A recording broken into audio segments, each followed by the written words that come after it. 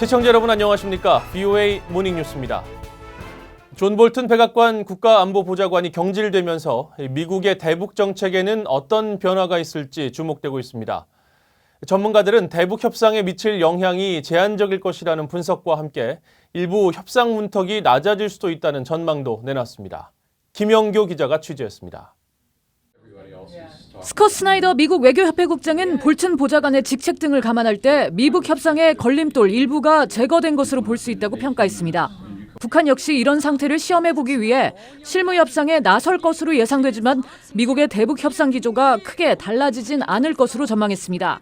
I don't necessarily expect the U.S. position to change dramatically as a result of National Security Advisor Bolton's removal from the White House. And the reason for that is that there's going to be increasing concerns that a restraint has been removed.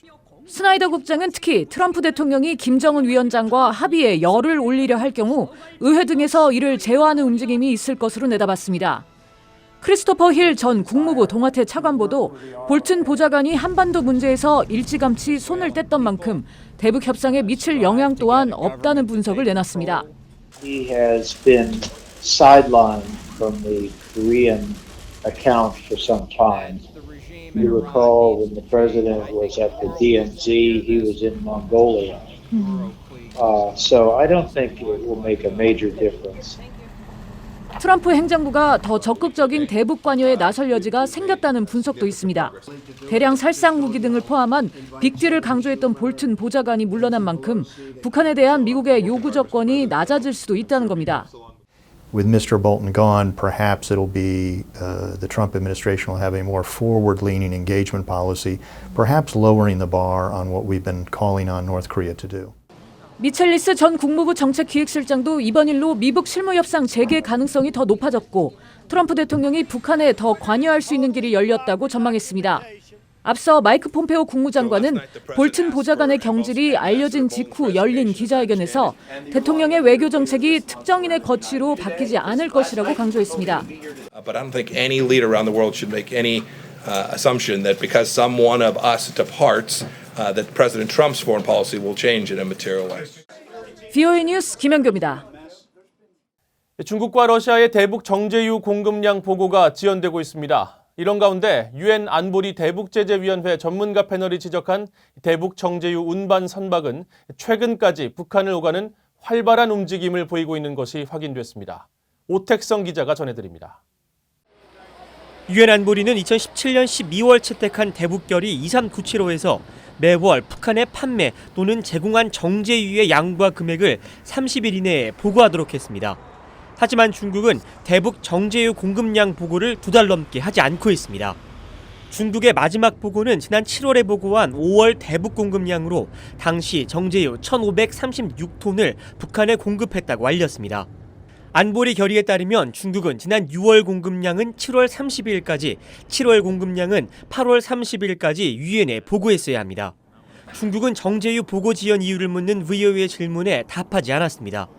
러시아의 보고도 지연되고 있습니다. 러시아는 안보리에 지난 6월까지의 대북 정제유 공급량을 보고했지만 7월 공급량에 대한 보고는 하지 않고 있습니다. 중국과 러시아가 안보리에 각각 보고한 올해 대북 정제유 공급량은 5,730톤과 23,312톤입니다. 합산하면 29,042톤, 약 229,440배럴로 안보리가 정한 북한의 연간 정제유 수입 한도 50만 배럴의 46% 수준입니다. 이런 가운데 대북 정제유 공급과 관련해 안보리 대북제재위원회 전문가 패널은 중간 보고서를 통해 외국 선박 3척이 북한의 정제유를 운반한 혐의가 있다고 밝혔습니다. 해당 선박은 베트남 깃발을 단 비에틴 015와 시에라리온 깃발을 단 샌린 015, 그리고 국적이 확인되지 않은 리젠토입니다. 선박 추적 시스템 마린 트래픽을 통해 확인한 결과 비에틴 015는 최근까지 활발하게 운행한 것으로 나타났습니다. 이 선박은 전문가 패널이 북한의 정제유를 운반했다고 지적한 2월 26일 이후 북한 남포항 인근 서해에서 포착됐습니다. 비에틴 015는 이후 계속 남하해 지난 7월 타이완을 지났고 지난달 18일에는 싱가포르항 앞에서 AIS 신호가 잡혔습니다. VOA 뉴스 오택성입니다. 서해 북방 한계선 NLL에 위치한 섬 함박도가 한국 땅이냐 북한 땅이냐를 놓고 한국에서 논란이 일고 있습니다.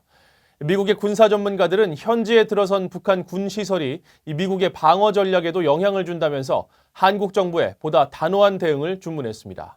함지하 기자가 보도합니다.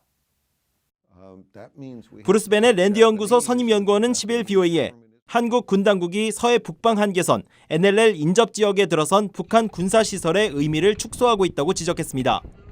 또 북한이 실제로 방사포 등을 함박도에 배치할 경우 과거와 달라진 위협에 대처해야 하는 미국의 한반도 방어 전략에도 영향을 미치게 될 것이라고 지적했습니다. There are some changes there. There's some threats there that we would not have perceived in the past that the U.S. is going to have to pay attention to. 특히 인천시는 북한의 240mm 다연장 로켓 사정권에 들어가고 거리상 효율성은 떨어지더라도 북한의 대공미사일 SA-2 타격 범위에도 모두 포함된다고 베넷 연구원은 지적했습니다. 한국 국방부는 한국 행정구역이 부여된 이 섬에 북한군 관련 시설이 들어섰다는 언론의 보도가 나오면서 논란이 일자 함박도를 NLL 북쪽에 위치하고 있는 도서로 규정했습니다. 그러면서 현지에 레이더 등 감시초소 수준의 시설이 있지만 장사정포 등 확인은 없다고 밝혔습니다. 베넷 연구원은 그러나 관할권 논란이 있는 데다 한국과 주한미군의 안보를 위협할 수 있는 지역을 한국 군 당국이 너무 소홀히 다루고 있다고 지적했습니다. If you did that elsewhere for other countries, like with the U.S. and took part of Niagara Falls and said 주한미군 특수작전사령부 대령 출신인 데이비드 맥스웰 민주주의 수호재단 선임연구원은 북한이 함박도에 군사장비 등을 설치해 한국 안보에 위협이 줄 가능성을 제기했습니다. There's a lot of opportunity for North Korea to impact South Korean security by putting a military detachment on this island. Such things as dummy transponders, communications jamming, and of course the worst case, a surface-to-air missile shoulder-fired that would take down any kind of aircraft. 맥스웰 연구원은 한국 국방부가 이런 가능성을 대수롭지 않게 묘사하는 것이 걱정스럽다며 한국이 자국의 안전을 지키는 데 소극적인 모습을 노출하면 미국과의 협상에서도 더 많은 방위비 분담을 요구받을 수 있다고 지적했습니다. BOA 뉴스 함지아입니다. 토마스 오에아 퀸타나 UN 북한 인권 특별 보고관은 중국 당국의 탈북민 단속 강화 조치에 대해 다음 달 22일 UN 총회 보고에서 강하게 문제를 제기할 것이라고 밝혔습니다. 퀸타나 보고관은 10일 중국 당국이 최근 전자기기를 통해 대중교통 승객들에 대한 신분증 검문을 강화했다는 BOA의 보도에 대해 우려를 나타내며 이같이 말했습니다. 그러면서 중국 당국의 조치가 얼마나 방대하게 진행되는지 추가 확인이 필요하지만 적법한 체류 증명서가 없는 탈북민들은 이 조치로 체포와 강제 묵송될 위험이 더 커질 것이라고 덧붙였습니다. 퀸타나 보고관은 또 헌법으로 북한 주민을 자국민으로 인정하고 있는 한국 정부가 탈북민 사안에 더 목소리를 내줄 것을 주문했습니다. 한국의 이산가족단체가 결의문을 통해 한국 정부가 이산가족의 날을 국가기념일로 제정하는 법안을 조속히 의결할 것을 촉구했습니다.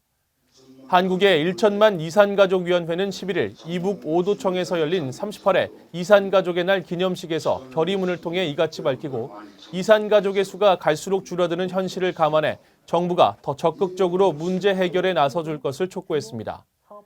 이어 북한도 이산가족 문제 해결의 첫 단계인 이산가족 생사 소재 확인 제안에 즉각 호응해 줄 것을 호소했습니다. 행사에 참석한 김현철 한국통일부 장관은 한국 정부의 노력이 이산가족의 염원을 푸는데 크게 못 미쳐 죄송하다며 지구상에서 가장 긴 이별을 빨리 끝내야 할 것이라고 말했습니다. 마이크 폼페오 미 국무장관이 한국의 명절인 추석을 맞아 축하 성명을 발표했습니다. 폼페오 장관은 10일 언론 성명에서 미국 정부와 미국인을 대신해 한국과 북한 그리고 전 세계에 있는 한국인들에게 행복한 추석 연휴를 기원한다고 말했습니다. 그러면서 고향을 방문하고 가족들이 모이며 훌륭한 음식과 친근한 선물이 있는 이 시간에 미국도 잠시 멈추고 이 삶의 많은 축복에 대해 감사해야 한다는 점을 상기한다고 밝혔습니다. 폼페오 장관은 이 사색의 시간에 한국과 미국의 동맹의 힘을 생각하게 된다며 미한 동맹은 민주주의와 자유, 인권이라는 공동의 가치와 평화와 번영이라는 공동의 이익에 확고한 토대 위에 서 있다고 강조했습니다. 이상으로 BOA 모닝뉴스를 마칩니다. 시청해주신 여러분 고맙습니다.